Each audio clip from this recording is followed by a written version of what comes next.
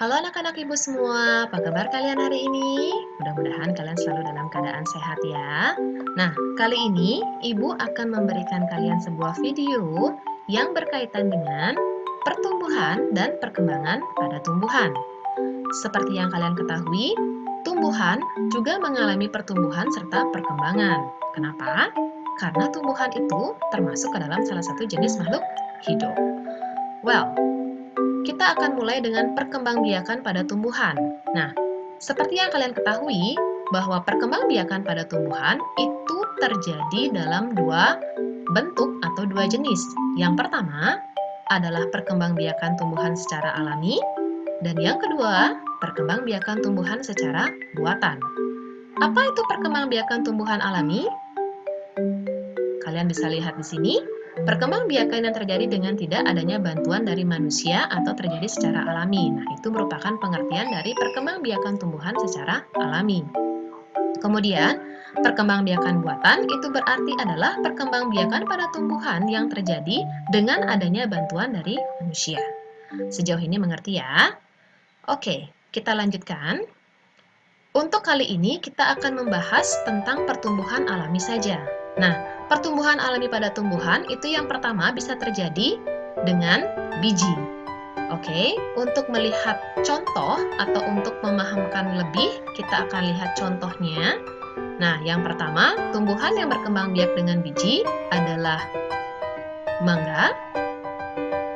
Yang kedua, rambutan. Dan yang ketiga, durian. Dan masih banyak lagi contoh tumbuhan yang berkembang biak dengan biji. Asalkan yang kalian harus ingat adalah bahwa tumbuhan yang berkembang biak dengan biji ini pastinya memiliki buah. Nah, dalam buah itu biasanya terdapat biji, dan biji itulah yang biasa digunakan sebagai tumbuhan ini untuk berkembang biak. Untuk bentuk perkembangbiakan tumbuhan yang kedua, yang alami masih, yaitu adalah dengan menggunakan spora. Nah, mungkin kalian pernah melihat salah satu dari ketiga gambar yang ada di layar, ya. Nah, ini adalah jenis dari tumbuhan paku, dan kalian bisa lihat spora dari tumbuhan paku itu. Jadi, paku itu adalah salah satu jenis tumbuhan yang berkembang biak dengan menggunakan spora. Kemudian, untuk contoh perkembangbiakan alami yang ketiga, itu adalah umbi.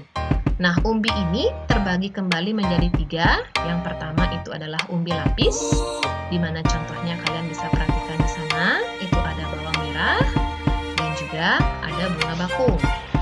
Kemudian, bentuk umbi yang kedua itu adalah umbi batang, contohnya adalah kentang, dan ubi jalar.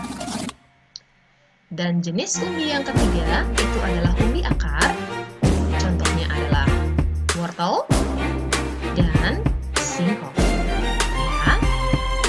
Dan yang keempat adalah perkembangbiakan alami dengan cara tunas. Nah, coba perhatikan ketiga gambar yang akan Bu tampilkan. Yang pertama ini adalah pohon bambu, yang kedua adalah pohon pisang, dan yang ketiga adalah cocor bebek. Nah, dapatkah kalian melihat perbedaan dari ketiga tunas yang terdapat dalam pohon tersebut?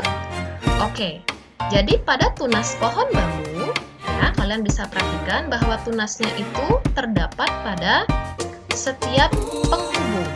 Ya, jadi pada batang, pada setiap penghubung dari ruas-ruas atau dari ruas-ruas bambu tersebut.